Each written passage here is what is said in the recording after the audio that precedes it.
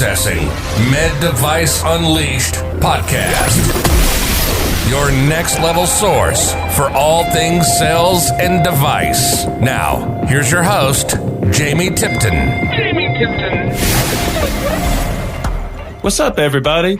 On this episode of the podcast, we talk with Scott Walle. Scott's the Director of U.S. Sales Operations for Saluda Medical. He's also the CEO and founder of Procellus, a sales software company. Scott earned his MBA from Rice University, Jones Graduate School of Business, and was a multiple President's Club winner in his 11-year stint with Medtronic, working as a TM in the neuromodulation division. This guy has been a mentor to me throughout my entire career.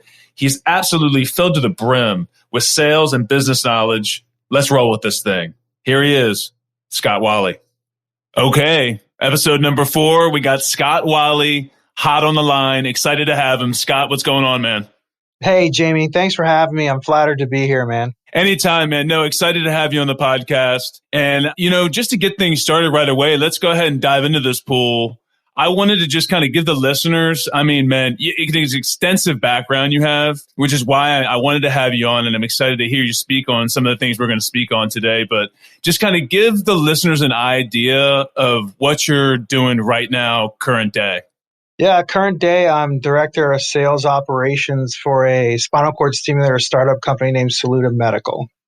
Okay, so Director of Sales US, and then you got a lot of experience in the neuromodulation space, right, with Medtronic. So, and this is the first time, honestly, Scott, on this podcast that we're going to be talking around the pain space, right?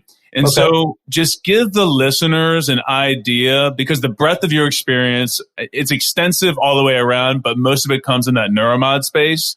So with Medtronic for 11 plus years, can you explain spinal cord stimulation in a 30,000 foot view for the listeners that might not know what it is? Yeah, man. So spinal cord stimulation, I think, is one of those specialties or one of those products in the medical device space that unless you're in it, a lot of people don't know a whole lot about it. So the devices are typically or designed to help alleviate chronic pain in patients. And I think that especially in today's world, you hear a lot about the opioid epidemic and abuse of opioids. So it's really kind of shed a lot of light on a patient population that I think to a degree has been underserved for decades. These devices can help patients get off of opioids, can return people to work. They can really do some amazing things in the hands of the right docs. So your time at Medtronic, you wore a lot of different hats, and we've talked about this before in person, but you wore a lot of different hats for Medtronic, and you were classified as what they call a Smokejumper. Can you explain to the listeners a little bit what exactly does Smokejumper mean, and kind of what role did you end up playing with Medtronic through your years with them? Yeah, man, that's a great question. So if you think about the typical medical device rep, right? So you get a territory, and traditionally the reps want to stay in the same geography for as long as possible, right? They want to develop relationships and maintain those relationships and use them for as much as they're worth for as long as they can. And your last interviewee, the director or the writer of the Challenger sale, right? So he takes that to a totally different place. And so the idea of a smoke jumper in the medical device industry is when instead of a rep living in one territory for the majority of their time spent at one company, they can take these smoke jumper reps and drop them into multiple different territories, whether they're rural markets, urban environments, competitive, loyal, whatever the case may be. In a short amount of time, these reps can identify the problems going on, diagnose the issues, put an action plan in place, and turn a territory around to make it profitable in the shortest amount of time possible.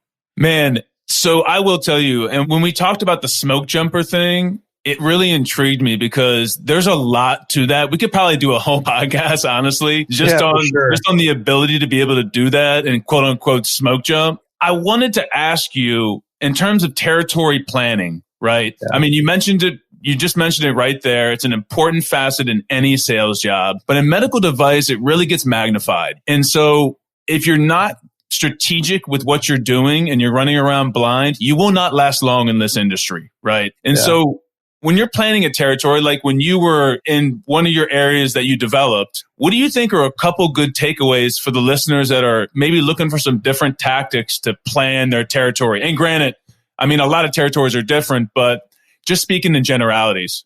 Yeah, that's a great question. I think that a lot of the people who listen to your podcast are in this business, whether they're in an interview, talk to a recruiter, working with their sales manager, whatever the case may be, this idea of territory planning and strategy comes up. And I think one of the things that the majority of reps fail to do, which in my opinion is one of the strongest, most important pieces to developing this strategy or territory plan, is understanding yourself as a rep. Right? So Jamie as a rep or Scott as a rep or Chad as a rep, we all have different qualities and different things we're strong at and different things we're weak at. I think the first step to any rep building a territory plan or a territory strategy is understanding their strengths and understanding their weaknesses and really knowing how they can leverage those things in the environment that they're in. Does that make sense? Yeah, no, it makes total sense. I mean, the strengths and weaknesses thing comes up a lot. It came up in my first podcast with Jordan Chase as well, where if you've got to understand yourself as a rep, yourself as a salesperson, and you got to understand your geography. And in medical device, you don't have long to do that. And so when they drop you into a territory, you're expected to perform and perform pretty quickly at a relatively high level. And you did that in multiple areas. So the ability to do that, and you show that on your resume, I mean, that speaks volumes for the kind of rep that you were. And honestly, it kind of propelled you into your next deal, which was Procellus, right? That's right. Yeah. Being able to diagnose and look at these different issues, and especially in the market that we were in or the part of the industry we're in, just like other reps, you drive around in your car a lot of parts of the day and you're frustrated that you can't make things better, more efficient, easier, more effective, whatever the case may be. And I thought that same way. And I thought to myself at one point, I said, I've got to do something about this. And that's really where the idea of building a data platform like Procellus came about.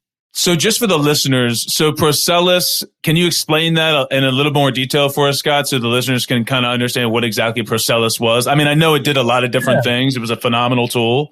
Yeah. So if you think about you as a rep at a company, lots of companies buy data and they will send that data to the salespeople, usually in an Excel or CSV type platform. And, if any of the reps that listen to this podcast are anything like me, when my companies would send me that data in this huge Excel file, I would look at the Excel document and say, well, why can't I even see the whole address? Or why can't I see all of this? And how do I filter through this? I didn't know how to use the tool, if I'm being perfectly honest. And I think that there are a lot of reps who struggle with that. And a lot of reps didn't want to admit that. However, if I took my smartphone and searched for, a restaurant or, a movie theater or a sporting event, I could find it pretty quickly on a map. And I always said to myself, why can't we take this really complex, difficult, large data set that they always send us in the field? Why can't I put that on a map? So what we did at Procellus initially was we took an iPad and a phone-based platform, and we allowed you to put a map over a certain area of the country and just say, hey, I want to find,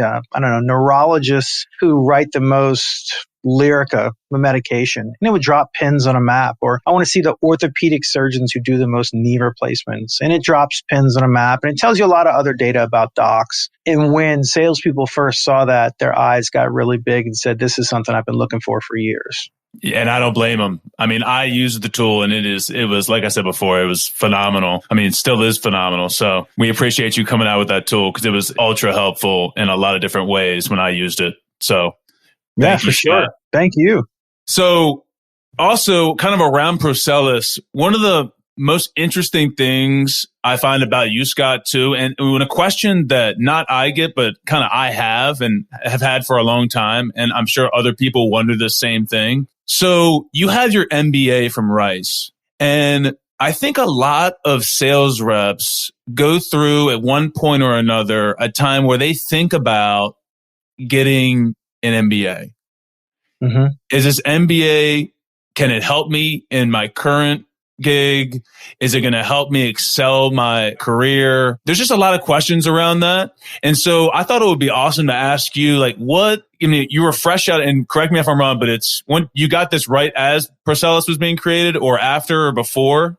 Yeah, it kind of all runs into each other, right? So I was in MBA school and Procellus really came about as a project for grad school. One of our graduation projects was create a company from scratch and present that company the business plan and all the financials, the whole 9 yards, right? When I had this idea for a product and I said, hey, you know what? why don't I try to create a real business plan around this and see what it'll look like? And that's really where the company was born.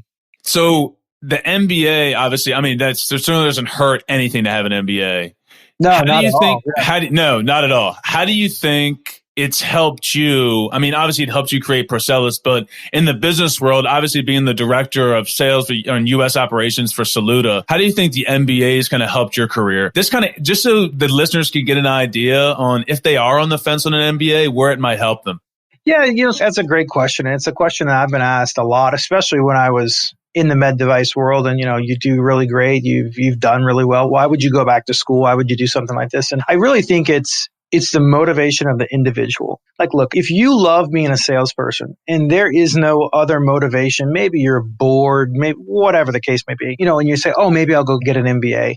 But you love being a salesperson. That's what you always want to do. I don't necessarily know if an MBA is going to help you, right? I mean, salespeople, can they be taught? Sure. But some of the most successful salespeople, like they just kind of have that personality and that motivation inside of them already. You don't need an MBA or a specific education to be successful there. But if you're wanting to do more, if you're wanting to understand, how does my company come to the decision to make headcount? How does my company understand that this is the next product to make when I think you should make this? Like the market is screaming for this, but the company doesn't ever seem to develop that product. Why is that? And those were a lot of the questions that I had, and receiving and doing the work for an MBA and then applying that, in my role now, I understand a lot of those questions that I had before. And I understand why some of the companies I worked for made the decisions that they did, although then I didn't. And I think too that you have a very different appreciation for the companies that you work for. So one of the things that I recognized while I was getting my MBA is that my entire career I've always been in sales, whether it was my first job at Centos, at J&J or Medtronic. I've always been had always been an individual contributor, right? Like make my sales number, take care of my customers, make sure my manager's happy and I'm good. Right? So you live in this very individualized role. And one of the things I recognized in MBA school was that that's not the way they teach, right? You're taught how to run a business, how to manage a business. And when you're taught and you think about that, the business as a whole, you really kind of forget about the individualized aspects and you start to really approach business in a much more global fashion. So it really allows you to take a step back and say, okay, so this is why my manager made that decision. It makes more sense now, or this is why we shouldn't do this. Or it really gives you an idea of how you can also leverage a lot of the products and a lot of the things you sell to help you grow your business when it might not be very obvious to you at first. No, Scott, that's perfect. I mean, that gives a great explanation to the listeners too that may be on the fence about an MBA. Because I know it does come up frequently. I mean, I've thought about it multiple times even. So it all depends on what the motivation of the person is, man. Right. Yeah, where they want to take the career next kind of thing. Right. I totally get it. And we were talking about it, as you were talking too, I was thinking about what we were talking about a little bit ago was, qualities in the sales rep. And being in the role you were with Medtronic and growing those territories in different areas, I think one of the biggest things for salespeople to have, because it's ebbs and flows, there's ups and downs, right? One week you're way at the top. The next week you might be closer to the bottom. You're feeling, I don't know what I did today. I don't even know what I sold. I mean, I know you've had those days, right? Absolutely. Where you come home and you're just defeated. Well, that's right. Resilience, I think, is a quality that has to be had by salespeople. You need to be resilient. And I feel like you can speak a little bit on that because the markets you were in were, before you got there, low performing or under-penetrated markets.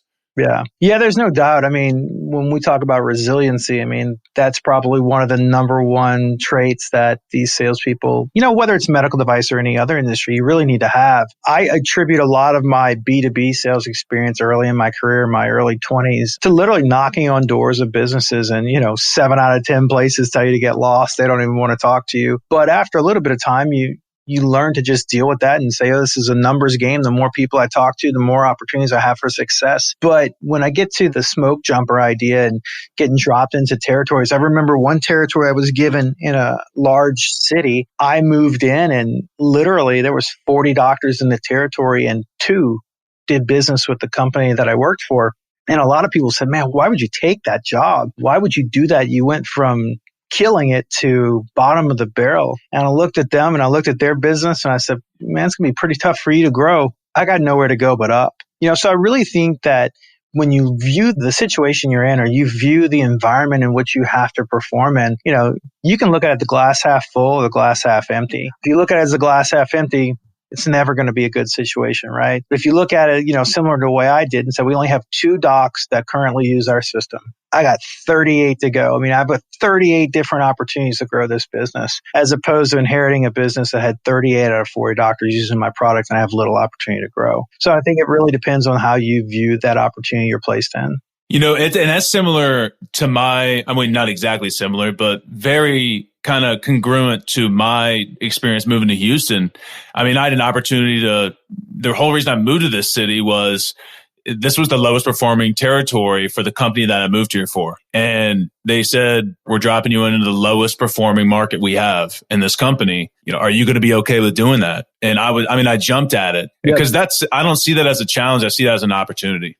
Yeah, I couldn't agree more, and I've been in company meetings before where we're being taught about new products or whatever the case may be. And I've heard reps say, I would never want to be in an environment where it's 90% competitive. And why would you want to be in that situation? And I really think that really separates the real hunters, the real challengers from the farmer type reps. And look, there's a place for both in the industry. But, if you're looking to turn a business around or you're wanting to flip a market on its head, like you need those hunters, you need those challengers because they look at environments like that as target rich, I guess you could say. They look at it as a huge opportunity to grow, not as a huge opportunity to fail.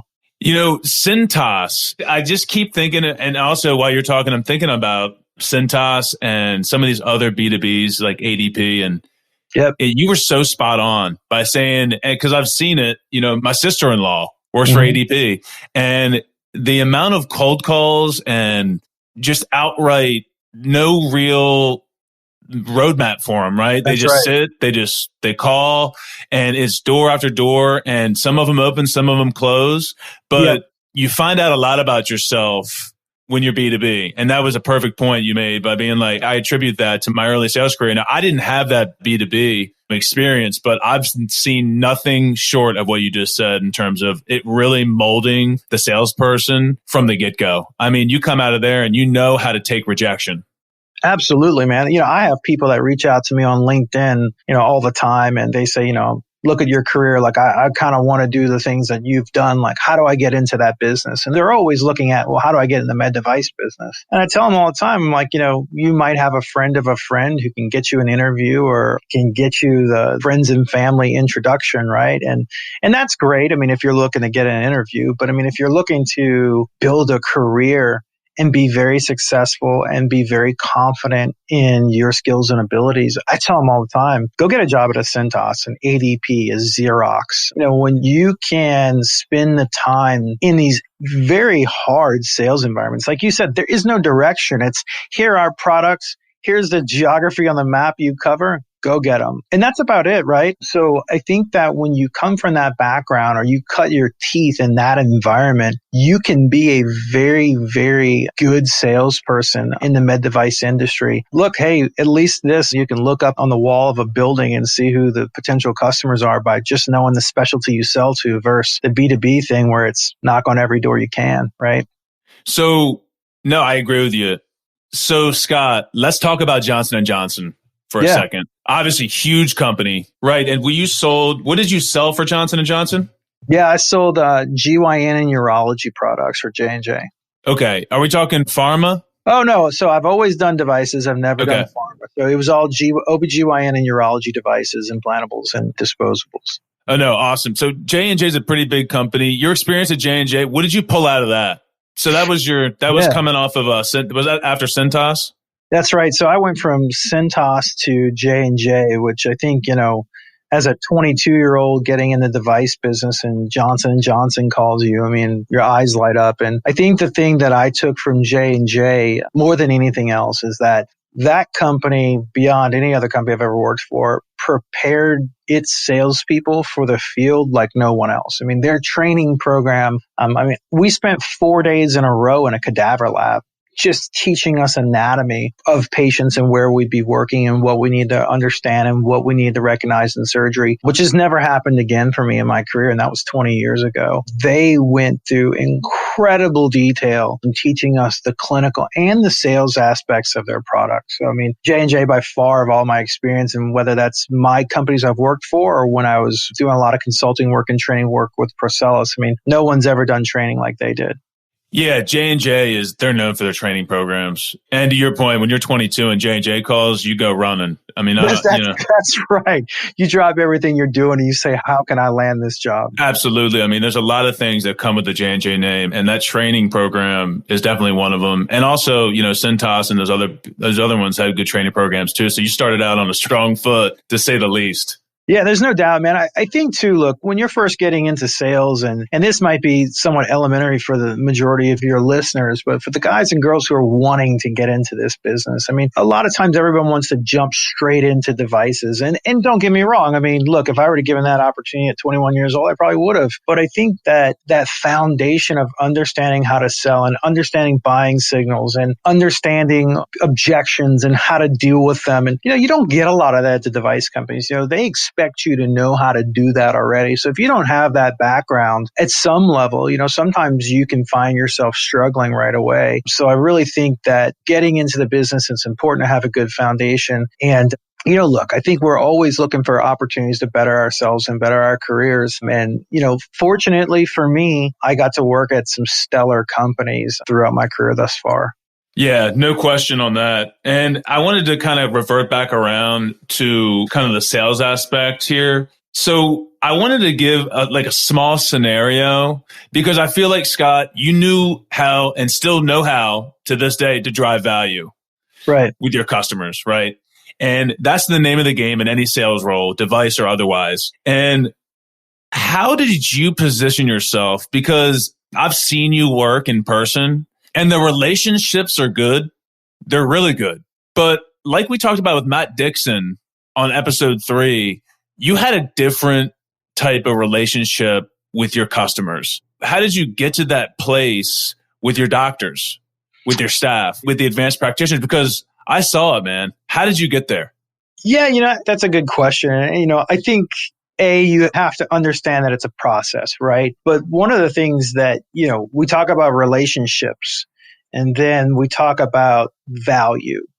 And I don't think they're the same thing. I think a lot of reps think that they bring value by bringing a relationship. And in my opinion, I don't necessarily think that's true. I mean, there are a lot of doctors that I had a decent relationship with. Like, we got along, but we didn't hang out on the weekends. We didn't have a drink after work, but they respected me. And I think that probably helped me in my career more than anything else. But I think when it comes to value, most reps, and we used to teach this at Procellus all the time, is that most reps, when I would ask them, tell me how you provide value, a lot of them would say, well, I'm on time. I'm never late for surgery. I have all the products. I have backup product. I know what I'm doing in the operating room. And believe it or not, Jamie, I mean, 90+% of the reps I would teach, they all said the same thing, similar to that when I asked them about bringing value. And then when I turn that around on them, I look at them and I say, do you think your competitors do those things?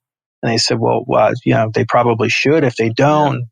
And I look at them and I'm like, look, the reality of the medical device business is if you can't do at least that, you won't last a quarter. The docs won't work with you. They'll throw you out. I mean, that's admission to the game. So bringing value, most reps think they're bringing value by showing up. And nothing could be further from the truth. So when I would look at bringing value to docs, I need to understand what their plight is. I need to understand what keeps them up at night. And, as device reps, we're taught our product is the solution to their problem. Well, sure, if they view their problem anything relative to your product. But the reality is, these docs lots of them are entrepreneurs. They, if they're a private practice doctor, they're not that different than the person who opened up the restaurant or the dry cleaners or something else, right? Like, they took a risk.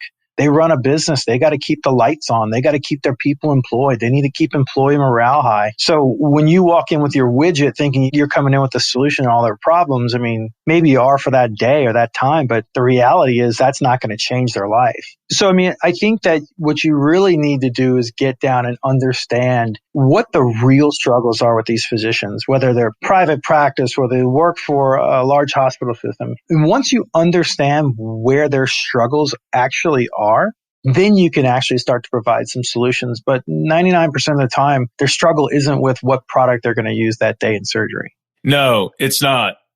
They're going to go with, I have so many emotions about what you just said. So I got to contain myself because, and we've talked about it before, Scott, if you don't drive the right type of value in the medical device world with your customers and you're selling on a widget, when the next widget comes out, which there's always a next widget, you're done. That's right. You're blown out of the water because all you were to that doctor was a widget salesman. That's right. Yeah, you're done. I make the analogy all the time to companies, right? So, I mean, if you look at pacemakers, right, and defibrillators, like they literally keep people alive.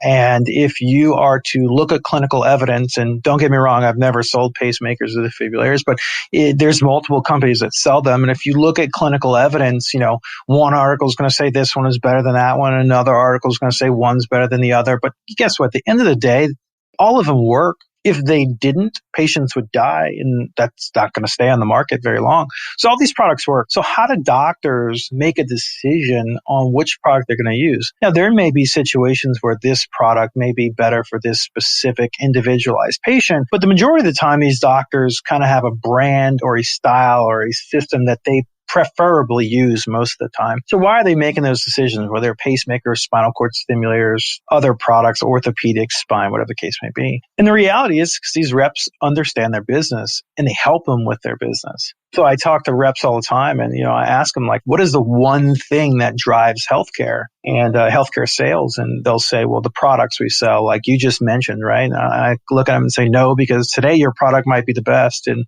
tomorrow it's not. And the day after that, it'll be the small, the worst or the least advanced. Right. What do you do then? And they'll say, well, hospital systems and territories drive the business. And I look at them and say, no, I mean, the reality is this: in order for a patient or for a doctor to use a device, in order for a hospital to be open, the number one thing they need is patience. It doesn't matter if you're a primary care doctor and you're just trying to get patients who come in with bronchitis, like you just try to establish yourself. It doesn't matter if you're an orthopedic surgeon or a neurosurgeon. If patients aren't in your office, you don't have a business. Just like the restaurant that doesn't have customers goes out of business. There's no difference. So I think that a lot of reps take for granted that the doctors they work with are just piled up with patients and they don't know what to do with them all. And the reality is that's not the case, especially in the environment that we're in today in healthcare. The private practitioner is doing everything they can for themselves to stay private and not have to work for a big healthcare system and give up that autonomy. So I think that the more you can understand on how that business works, the more valuable you become to the customer. In this day and age, Scott, with COVID right here in our face, our doctors, I don't care what specialty you're in, I don't care if you're selling pharma, devices, gauze pads, you name it. I don't care what you're selling. You matter to the physician. And if you're just going in there after all this is done, let's say, a week from now, you go in and you just try and you're not empathetic to their business and you don't understand what they're going through on multiple levels and you can't deliver or help them through their major problem right now, Scott, which for many practices is probably revenue, right? At this point. Sure. You're dead in the water. I mean, what good are you to them?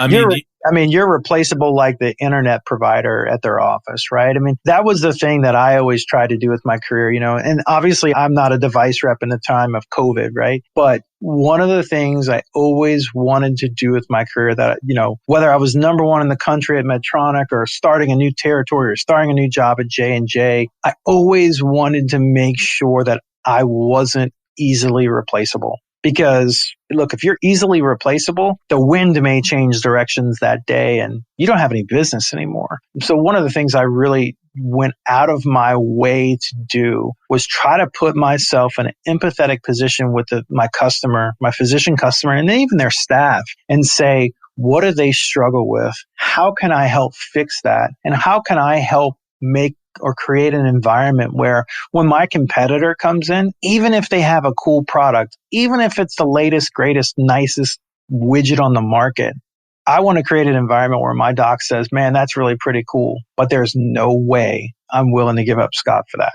And if you can put yourself in that environment, I don't want to say you're ever untouchable, but it's really, really hard for the customer to leave you at that point. Oh, you're hard to beat. Yep. Nobody's unbeatable, but when you're at that point with the customer or with the doc, you're very, very tough to beat.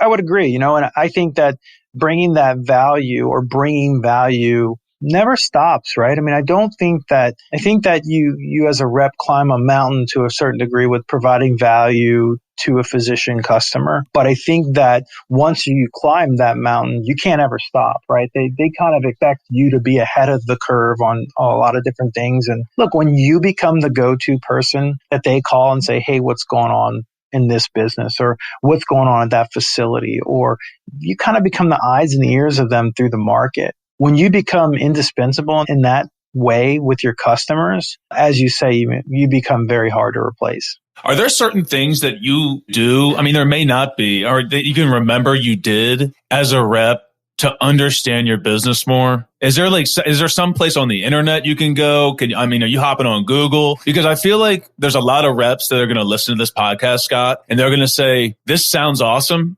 but how do I get more educated on my specialty? How do I get more educated on what physicians are going through? That's a great question, right? And, I don't think there's any silver bullet to that answer, but I will tell you this. When you sit down with your physician customer, and I don't mean in the office, like you got to get them out of the office to where they can give you the attention that you're really looking for. You got to ask them.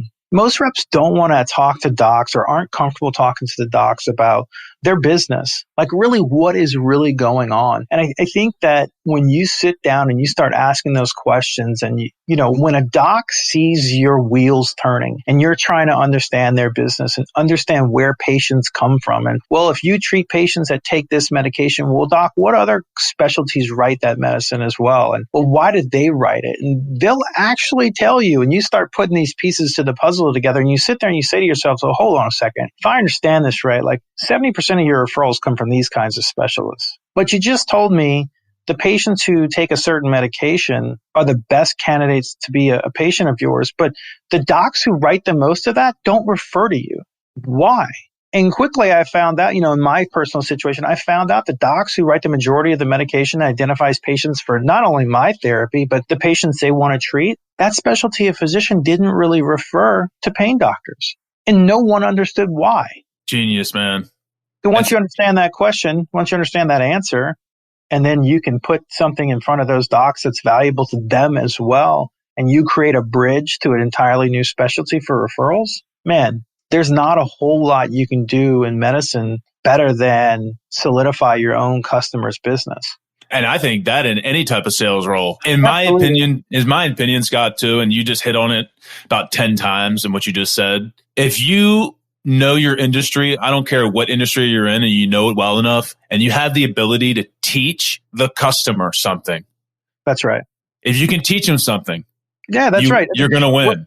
That's right. So when you can teach your customers, right? So when I first started off and started learning about referral pathways and those sorts of things and how to bridge those gaps, I was teaching something then. When we talked about the MBA earlier, but when I really started understanding efficiency and finance and teaching my docs what they're doing with their time and how much it costs them per hour and saying, hey, look, you can keep doing what you're doing, or you could kind of shift to this schedule, work 3 to 4 days a week, spend 40% less money and make 70% more. They start hearing those things and they start saying, well, how do I do that? And if you can teach them, you've taught something to them that'll last a lifetime, right? Yeah. And Scott, to your point as well, it's like, if you can do that, man, your device could cost $6,000, $10,000 more a case.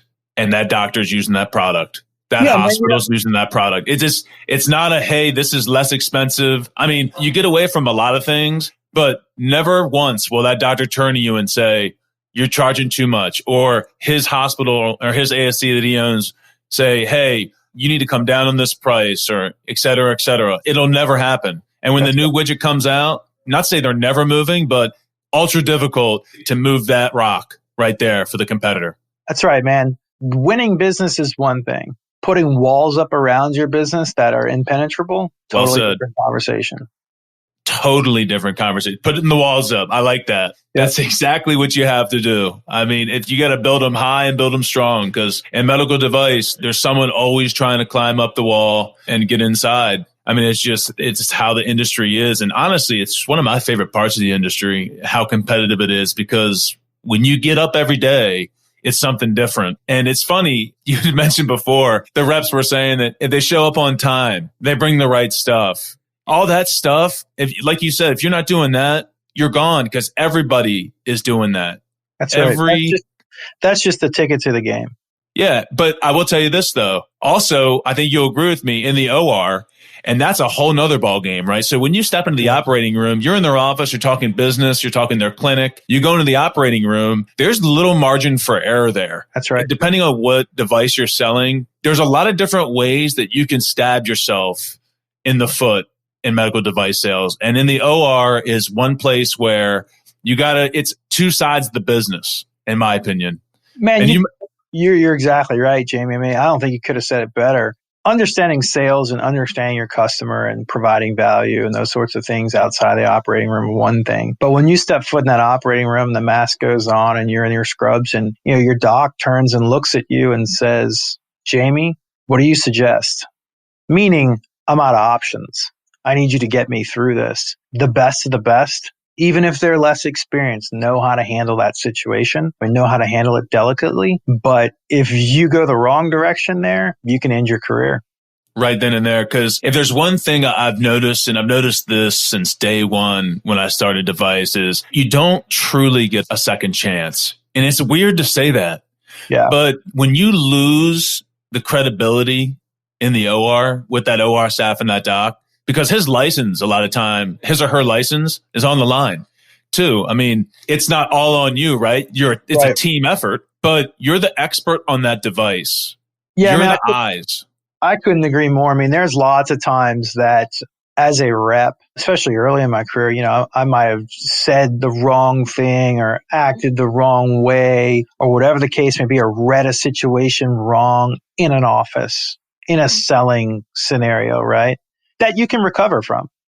But if you're in an operating room and whether the doc doesn't like your demeanor, you're not paying attention, you're on your phone texting people, all these things that are saying to the doc, my patient isn't the most important thing to that person right now. That is a very, very difficult thing to overcome. That is not the place where you're given many chances to right or wrong. No, you're certainly not given many chances. And so with that, I know we're getting a little bit short on time, Scott, but before we go, I know that you had written, this is in 2018, but you had done a blog, right? Yeah. And I think that's an interesting thing, and actually won an award, correct? It was the most, what award did it win? Yeah, it was one of the top medical device blogs in the world, actually, for 2018. So quickly, why did you decide to do that? Number one, because I think it's a great blog. I've read it. Why did you decide to do it? And how do you think it benefited your business, which is obviously Procellus, and you just on a personal front? Yeah, it's interesting. When we started Procellus, my partner suggested that there be a blog written. And, if you've never started a company, much less a tech company, there's only so many hours in the day and there's only so many things that one person can do. So that person was not a medical device expert, but was in sales, and they were writing the blog. And I had never written blogs before. I'd seen stuff on LinkedIn and I didn't know how many likes or views was good or wasn't. But when I was reading the blog, I was saying to myself, I wouldn't read this. It wouldn't provide value to me. And I kind of viewed me as a potential customer. And so at one point I took over the blog and I started writing the blog about my experiences in medical device and what a day in the life of a rep was, a med device rep, or will reps always be allowed in surgery, to have them there, to not have them there. And those sorts of things and things that really resonated with people like me and people like you who were in the operating room, who were medical device salespeople. And the blog took off. I mean, there were certain times where I'd be 10,000 views, 20,000 views, 30,000 views on these blogs that I wrote. And what it really did was it showed me, and the feedback that we got from those blogs was it really showed me, hey, there are a lot of people out there that live this life that we live as medical device people that deal with a lot of the same issues you do. I mean, just because you're in Houston and someone else is in Chicago or San Diego doesn't mean they don't deal with similar things. So I think for the reps to see that, I think it encouraged them in some areas and maybe change their perspective on certain things. And then for the younger reps, I mean, probably the most feedback I ever got was the younger reps who were either getting into the business, had only been in the business for a couple of years. They would read it and they'd say, you've really lived this life. Like, I learned from this blog. It teaches me how to deal with this. It teaches me creating value like we've talked about. And it really helped a lot of different people. Have you thought about continuing it? You know, that's a great question. I've been asked that, man, a lot. I have. I'm not right in a place right this second where I can. My time's a little tight with what I'm doing, but I'm definitely considering picking the blog back up for sure. Because, you know, that's why I started to do this podcast too, is because I'm a huge fan of the medical device community. And there's thousands of salespeople and marketing people and just different types of, I mean, everything, right? I mean, business development, I don't care what you are. If you're in the medical device space, I feel like it's a tight-knit community and we're all dealing with similar stuff. And at the end of the day, we're all out here to help patients, right? Yep. And so I really respected the fact that you had that blog. This is why I'm doing the Med Device Unleashed podcast. And I just have a big passion for this business, for this industry, and for sales in particular. And I really appreciate you coming on, Scott. I mean, this has been awesome, man. Just a really action-packed. And wait, I wanted to ask you real quick. Sure. Before we wrap this thing up, I wanted to ask you, OR, can you give me like your craziest OR story without names or anything? Craziest. Okay, so I'll make fun of myself then. I'll say make fun of myself. So, you know, one of the big things about reps in the OR is stay away from the sterile field, stay away from docs, you know, all those different things. So I was in a hospital that actually had a very large operating room, which, you know, the more ORs you go into, the more you'll see that some of them aren't nearly as big as you'd like them to be. And I was standing by the back table. And in this scenario, the back table was kind of by the foot of the patient. And there was probably 20 feet behind me to the wall. So it was really large. And I had my laser pointer out and I was pointing at certain things on the table, helping the scrub tech get through some stuff. And I heard a voice call me from behind, and it was a circulating nurse. Well, the doc was walking from one side of the table past the foot of the table, and there were monitors and everything. So I didn't know the doc was there. And as I turned around, the doc was walking behind a monitor, and I turned around to look at the circulating nurse, and chest to chest hit the doc right in ran right into wow, the man. The whole 9 yards. I had been Get out of here. I had been in the business over a decade at that point. I'd never been anywhere near doc and surgery or the sterile, anything, right? And the doc was just as surprised as I was. Obviously, complete accident. Neither one of us knew about it. But that was probably a low point in my OR life, to actually literally run into a doctor chest to chest in an operating room in the middle of surgery. I've never heard of that one. Yeah. I try to avoid that at all costs. I'll go ahead and make fun of myself on that. But hey, you know, something, Jamie, I was thinking about that, you know, I'd like to mention before we hop off is we both have a passion for this space, and the ultimate gratification is really helping patients, you know, whether it's you get them through a rough spot in their life, you give their life back to them, whatever the case may be. And, you know, and there's only certain jobs in this business where you actually get to see a before and after, and it can be incredibly gratifying. But for a lot of us, we don't get to do that. But one of the things that we all can do is, whether you've been in the business 10 years or 10 months, don't ever shy away from an opportunity to help someone that's newer. You know, it doesn't necessarily mean younger, older, whatever, but maybe less experienced. And sometimes it's hard for people to reach out and admit, you know, hey, I need help here, whether it's a coworker or someone else, you know, an adjacent business, whatever the case may be. But I think that we all can really gain a lot from giving back to others and really helping them understand how to help move forward in their careers or whatever they may be struggling with. And I think that your podcast here can really help a lot of folks. And, you know, I'm really flattered you asked me to be on. I'm really loving what you're doing. No, I appreciate that, Scott. It means a lot. And we'll absolutely have you back on this thing. You know that. Take care of yourself, sir. Have a wonderful night and stay safe out there, okay? You got it, man. Thanks a lot. Thanks, Scott.